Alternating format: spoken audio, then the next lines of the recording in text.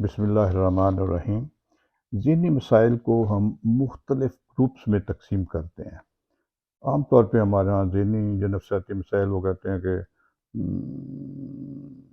سائیکوسس وغیرہ یا پاگل پن کوئی ایک ایسا نہیں ہے، بلکہ صرف اس میں بہت ساری مختلف گروپ ہیں، بہت سارے مسائل ہیں نفسیاتی، بہت ساری بلکہ ایسی بیماریاں ہیں جن کو ہم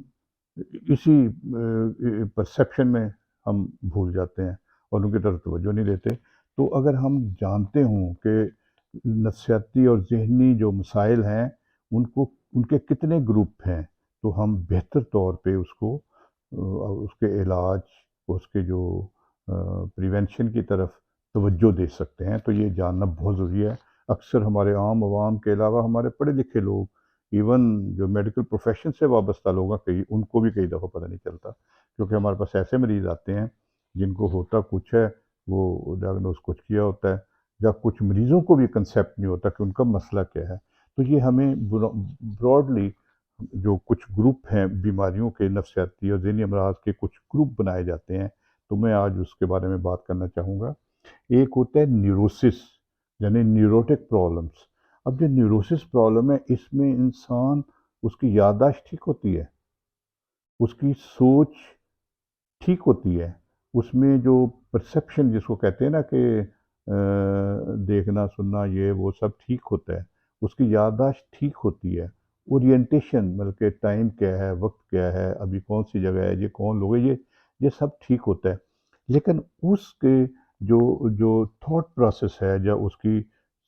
ٹینشنیں، پریشانیاں بیرونی انوائرمنٹل فیکٹر کی وجہ سے اس کے ذہن کے اوپر ایسے اثرات آتے ہیں کہ وہ بیرونی دباؤ کے شکار ہو کر وہ اس کے مزاج،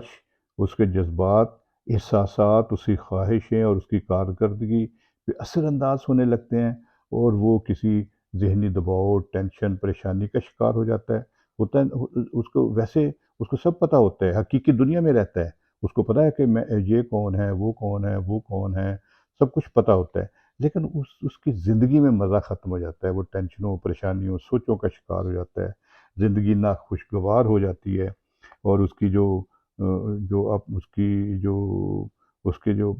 کام کی کارکردگی متاثر ہوتی ہے، ختم نہیں ہوتی، متاثر ہو جاتی ہے، اس کی جو پروڈکٹیوٹی ہے وہ کم ہو جاتی ہے۔ تو لیکن اس کی جو پرسیپشن، جس کو کہتے ہیں نا پرسیپشن، جو ہمارے 5 حواس خمسہ ہیں، سننا، دیکھنا، سونگھنا، چکھنا اور ٹچ، یہ نارمل ہوتے ہیں، ان میں کوئی مسئلہ نہیں آتا۔ تو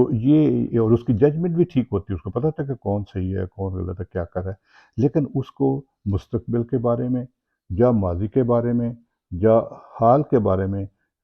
سوچوں میں تبدیلی آتی ہے، مزاج اس کا فرق پڑ جاتا ہے، اس کے رویے میں بھی پھر چڑچڑاپن یا تبدیلی آ سکتی ہے۔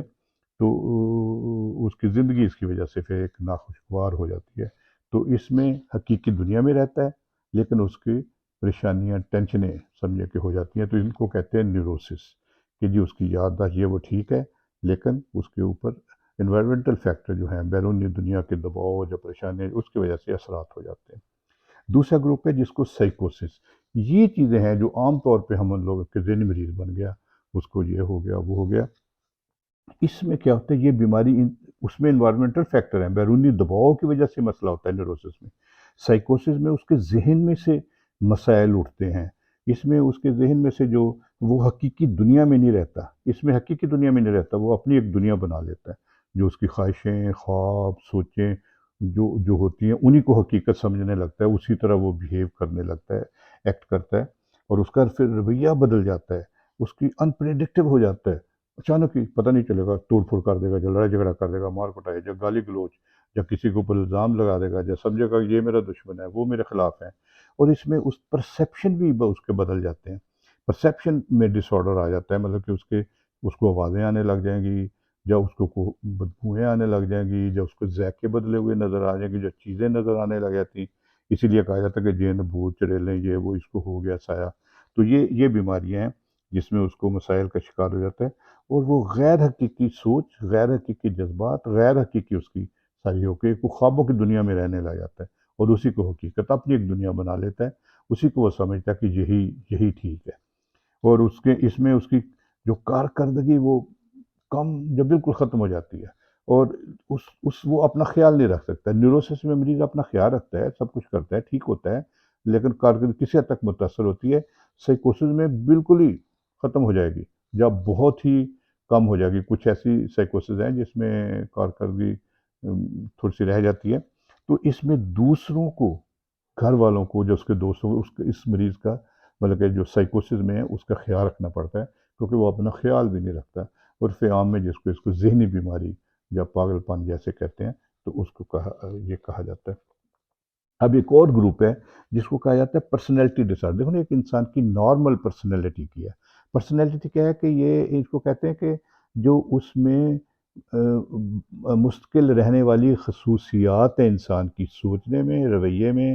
کام میں، اور اس کی جو انٹریکشن لوگوں کے ساتھ کرتا ہے۔ ایک انسان کی خصوصیت ہوتے ہیں نا کہ یار یہ بہت اچھا آدمی ہے، یہ بڑا مخلص انسان ہے، یہ بہت ہی جو روادار ہے، یا یہ خیال رکھنے والا ہے، یہ پیار کرنے والا ہے، یا یہ سخت مزاج ہے۔ مختلف شخصیات ہوتی ہیں، تو اس میں کئی دفعہ پرسنالٹی ایب نارمل ہو جاتی ہیں۔ بلکہ ایک تو نا نارمل پرسنالٹی ویریشن، ایک ہوتا ہے ایب نارمل پرسنالٹی، جو ہم نے ایک اگلا گروپ ایک ویڈیو بنائی ہوئی ہے، تو آپ وہ دیکھ سکتے ہو۔ تو یہ پرسنالٹی ڈس آرڈر ہے، اس کے بھی معاشرے کے اوپر، انسان کے اوپر برے اثرات پڑتے ہیں، یا معاشرے کے لیے وہ پرابلم کریٹ کر سکتا ہے۔ اسی طرح پھر ہے انٹلیکچولی جو ڈیفیشنسی، یعنی ذہنی طور پہ کچھ لوگ کم ہو جاتے ہیں۔ ایک دیکھو نا، ایک لیول تک جو ہمارا ذہانت ہے وہ ہونی چاہیے، کم از کم اتنی ہونی چاہیے، فرض کیا 80% تک ہونی چاہیے، کم 80 ایک لیول ہے اس کا، فرض کیا۔ اب اس سے اوپر ٹھیک ہے، اس کے نیچے پھر وہ ہم کہتے ہیں کم ذہن یا انٹلیکچولی ڈیفیشنٹ جو ہے۔ یہ بچوں میں عام طور پہ جو بچپنے سے ہی اس میں شروع ہو جاتا ہے۔ اگر 18 سال کی عمر کے بعد کوئی انٹلیکچوئل ڈیفیشنٹ ہو تو وہ پھر یادداشت، ڈیمنشیا، یہ الزائمر، یہ مختلف آ جاتا ہے۔ لیکن کم ذہن جو بچے ہیں وہ اس گروپ میں آتے ہیں، جو ذہنی طور پہ کم ہوتے ہیں۔ اب ان میں ضروری ہے کہ ہم ان کو شروع سے ہی ہم دیکھیں بھئی کیا ان میں ڈیفیشنسی ہے، کیوں ہے، کہ کیسے ہے۔ تو اس کی الگ ہم ویڈیو بنائی ہوئی ہے، تو اس کو آپ دیکھ سکتے ہیں۔ اسی طرح پھر ایک اور گروپ ہے جس میں آرگینک مینٹل ڈس آرڈرس ہیں، یعنی جس میں دماغ میں کوئی پرابلم ہوتا ہے، جس میں کوئی چوٹ لگ گئی، کوئی